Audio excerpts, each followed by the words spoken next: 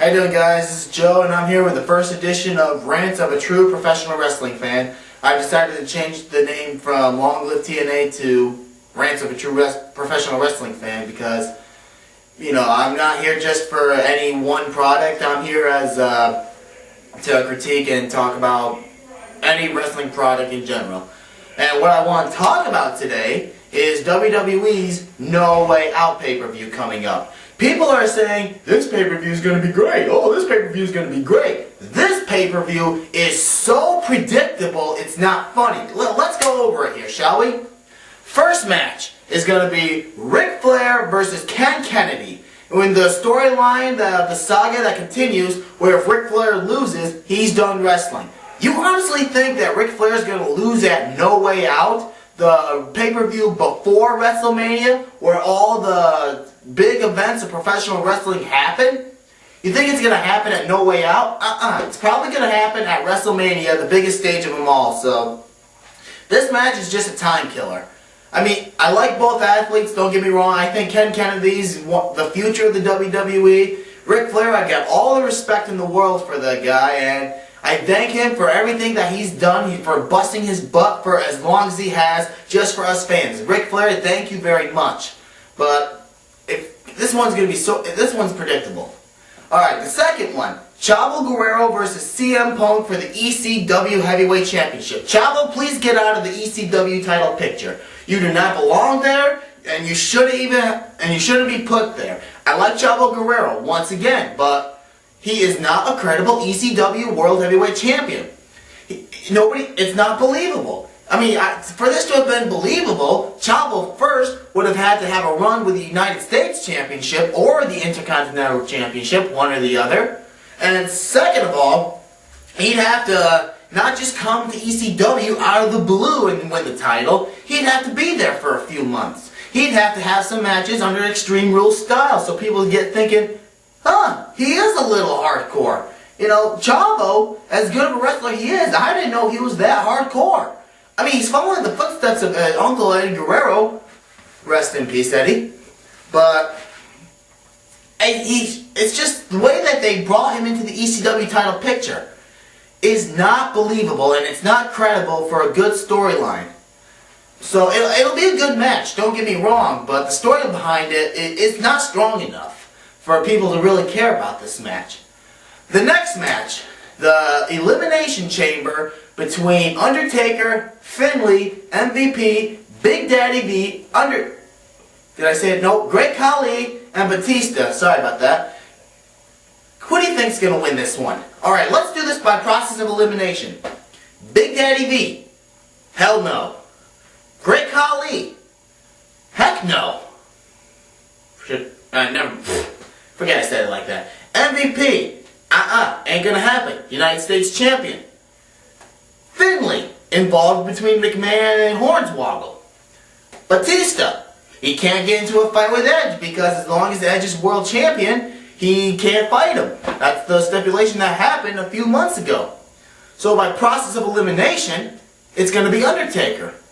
Predictable. And on top of that, this Elimination Chamber is gonna suck. It's going to be worse than the Elimination Chamber at December to Dismember a year ago. I mean, come on. Big Daddy V and Great Khali? Are you kidding me? Blah! That's all I got to say about that. Next match. Edge and Rey Mysterio for the world title. Rey Mysterio got his arm injured this weekend, so he's probably not going to be able to compete. And then, who's left to take on Edge for the world title here at the pay-per-view? Mark Henry? Are you kidding me? Edge and Mark Henry. Ooh, that's going to be a show stealer, isn't it, folks? I mean, either way, Edge isn't going to lose the title here, okay? Because, I'll tell you what's going to happen. At WrestleMania 24, it's going to be The Undertaker versus Edge. And my prediction here is that because The Undertaker is on his way out, Edge is going to be the one to defeat The Undertaker at WrestleMania, and then Edge is going to be the new man with the winning streak at WrestleMania, the undefeated winning streak. Because if you think about it, Edge has never been pinned, and he's never been submitted at WrestleMania, and he's been to quite a few of them. So I'm predicting Edge is going to be the next big man at WrestleMania. Again, this is a prediction. I could be wrong, but the way that the WWE is shaping it up, that's the way it looks like.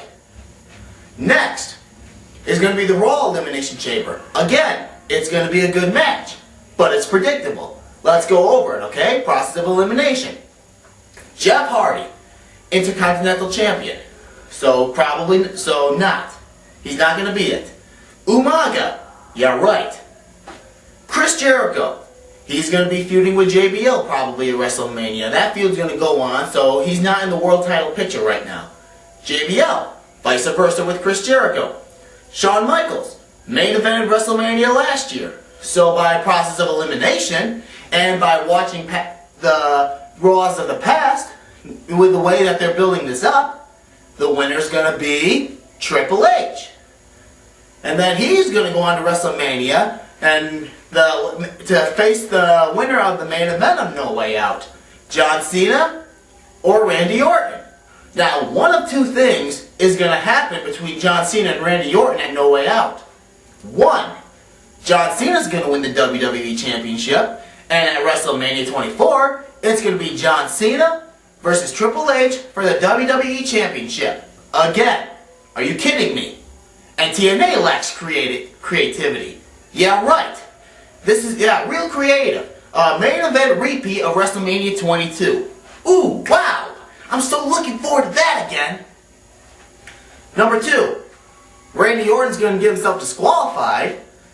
And then at WrestleMania 24, it's going to be Randy Orton versus the winner of the Raw Elimination Chamber, Triple H, versus the winner of the Royal Rumble, John Cena, in a triple threat match for the WWE Championship, which has potential to be a great match. I'm kind of hoping that's what happens because it'll be a better match instead of John Cena versus Triple H. But one of these things is going to happen. This just goes to show how predictable the WWE has become. I mean, there's no excitement anymore because the fingers all point in these directions. I mean, it'd be nice if they shocked us and gave us something completely different out of the blue, like, I don't know, Jeff Hardy winning the Elimination Chamber. It'd be nice, but it's probably not going to happen. The odds of Jeff Hardy winning the Elimination Chamber are zilch to that little itty bitty bit right there. I go by the motto, never say never, but the way the fingers are pointing, it's going to be Triple H. 1 second. Sorry.